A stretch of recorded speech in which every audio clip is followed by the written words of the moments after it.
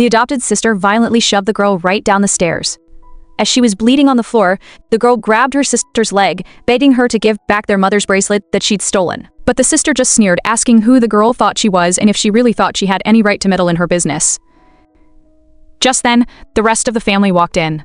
To frame the girl, the sister immediately dropped to her knees, crying and begging for forgiveness. The girl's brother rushed over to his adopted sister's side, accusing the real daughter of hitting her. It was all a lie. The adopted sister, Ching-er, claimed the girl, Lin-shu, had stolen their mother's bracelet, and that's what provoked her. While crying, Ching-er suddenly clutched her chest, faking an asthma attack. It turned out she had eaten chocolate, which she's allergic to, and she blamed it on Lin-she. She claimed it was her own fault for trying to stop her sister from stealing the bracelet. Her brother, finding the chocolate wrapper in Lin-shu's bag, was totally convinced. While the family rushed the faking sister to the hospital, her father took a cane and beat his real daughter to death. But maybe heaven took pity on her and gave her a second chance. Lin Shui opened her eyes and found out she had been reborn, sent back 10 years to the exact moment it all started.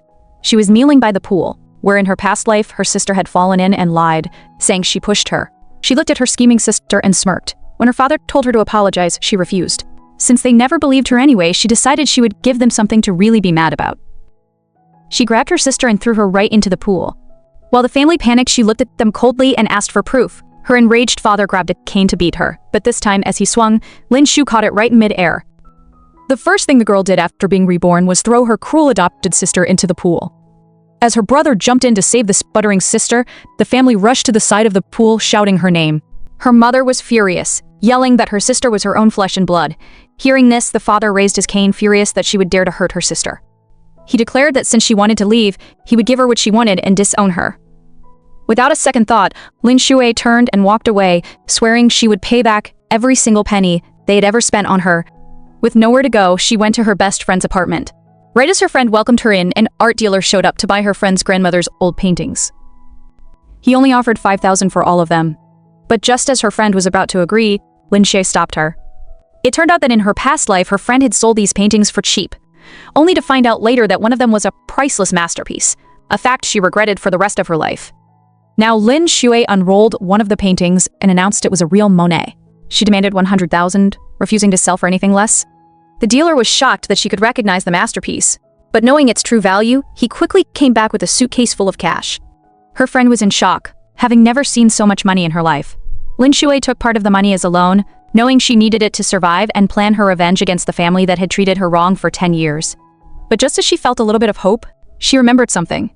On her way to her friend's house, she had seen a man drowning by the lake. It was Su Moyuan, the richest heir in the city. Remembering from her past life that he had died from drowning there, she rushed over and, even though his assistant protested, performed CPR, saving his life before walking away. As the man coughed up water and opened his eyes, all he saw was her walking away. Suddenly, the door to the apartment was kicked open.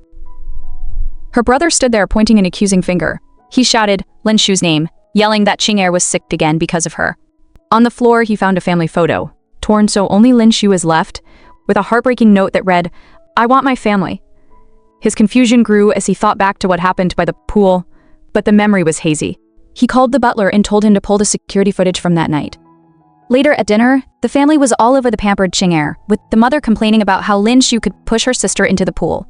But suddenly, the butler interrupted, handing a bank statement to the father. It turned out that in the 4 years since Lin Shu had returned home, her bank records showed she hadn't spent anything at all. The butler then revealed a shocking truth. Lin Shu had never once eaten a meal with the family. The brothers were shocked. Their younger brother declared that Lin Shui was just putting on a show, but the oldest brother wasn't so sure anymore. It was impossible for someone to not spend any money for 4 years. His doubts confirmed, he watched the security footage. It clearly showed Ching-er falling into the pool by herself. As he was trying to process this, he overheard Ching-er in their mother's room. She was gloating, trying on all the family jewels, and celebrating that everything, the company, the inheritance, and the love of their brothers, would soon be hers. She sneered at her reflection, wondering what Lin Shu had to compete with her. Just then, her brother walked in. He coldly asked Ching-er what she was doing. The moment the girl took a bite, she began to choke violently, her throat closing up as she gasped for air. Instantly, the entire family turned on Lin Shui, the adopted orphan. The brother she loved most viciously grabbed a bag of peanuts from her, throwing them in her face as he screamed that she was trying to kill his darling Ching-er. Her adoptive father was even more cruel, warning her to get rid of the trick she learned in the orphanage and telling her he never wanted to see them again. What they didn't know was that they had been living a lie for years. Just a day earlier, at a family dinner, Lin Shui was left without a chair and forced to stand while everyone else ate. The father was furious, yelling that it was impossible she hadn't eaten at home since she was always there. But when he pointed to her empty spot, he froze. Only then did the butler reveal the truth. The oldest son had ordered that Lin Shui should not have a chair. But the son was shocked, denying he had ever given an order like that. This was just the beginning of their cruelty. Another brother had recently returned home with Qing Er after a fancy dinner, only to find Lin Shui picking up a piece of bread off the floor to eat. He immediately accused her of being a disgrace, saying that even with the family's great wealth, they couldn't afford her being so wasteful. It was only then that the butler revealed another secret. For years, Lin Shui had always eaten with the servants. The family was stunned. The oldest son, filled with guilt, realized how horribly they had treated her and wondered how she had survived all these years. He decided to finally find out the truth and pulled the security footage from the day Qing Er nearly drowned in the pool, an incident everyone blamed on Lin Shui. As the family gathered to watch the video, they saw the shocking reality. Qing Er had thrown herself into the pool, pretending Lin Shui had pushed her. Even when faced with the proof, Qing Er refused to admit her lie, blaming Lin Shui for not explaining things clearly. But the family was more concerned with their business. The father declared that their AR helmet project, praised by the powerful Mr. Su, was what really mattered. Their connection to a man who could move global capital with a single word was more important than the years of abuse they had put an innocent girl through. The oldest son finally understood. He looked at his family and realized that not a single one of them had ever truly cared for Lin Shui or treated her like one of their own. Just then, the main door opened, and the butler walked in with an announcement. The real oldest miss had returned. The father raised a bamboo cane to hit the girl, but his hand was stopped in midair by a command not to touch her, as a group of men in black suits burst into the room. The family froze in shock. It was the city's richest man, Su Moyuan. Just moments before, this girl Lin Shui had returned to the family that raised her, throwing a bag of cash on the floor. She explained that this money cleared the debt for the 4 years they raised her. From now on, she declared she had nothing to do with the Lin family. Her father blew up, calling her a bastard and demanding to know where she got the money after being out all night. Her sister, Qing Er, slyly suggested she must have done something shameful. Her mother pleaded with her, then slapped her hard across the face, asking how she could be so cruel to her sister. That was the last straw. Lin Shui turned and pulled her sweater off her shoulder, revealing a back covered in a web of horrible scars. She cried out, asking what about this? Her voice breaking, she asked where they were every time she was beaten and pointed out that she had never seen a single tear in their eyes for her. Her brother scoffed that she deserved it for not being clean. Her father screamed that he only ever hit her because she was in the wrong.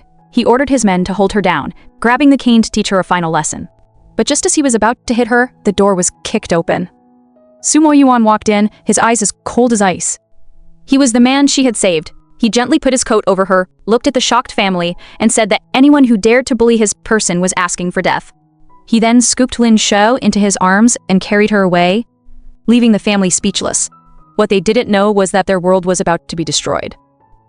An investigation revealed the shocking truth. The girl they had abused for years, Lin Shui, was not the adopted orphan they treated like dirt. She was their real biological daughter, lost at birth and raised in an orphanage, Qing Er.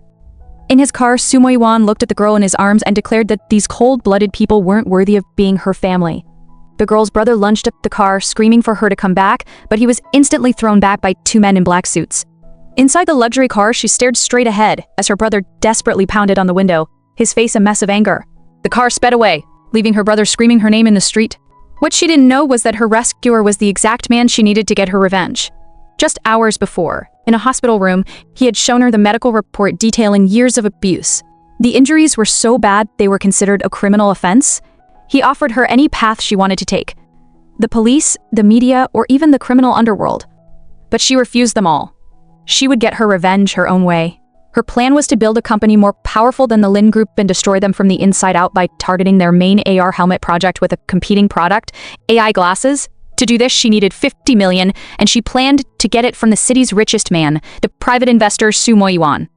It was only then that she arrived at his office, ready to pitch her plan, completely unaware that the man sitting behind the desk was the very billionaire she was looking for. She thought he was just an assistant. He listened to her proposal with a faint smile on his lips. He told her the idea had potential and offered to invest, not 50 million, but 100 million.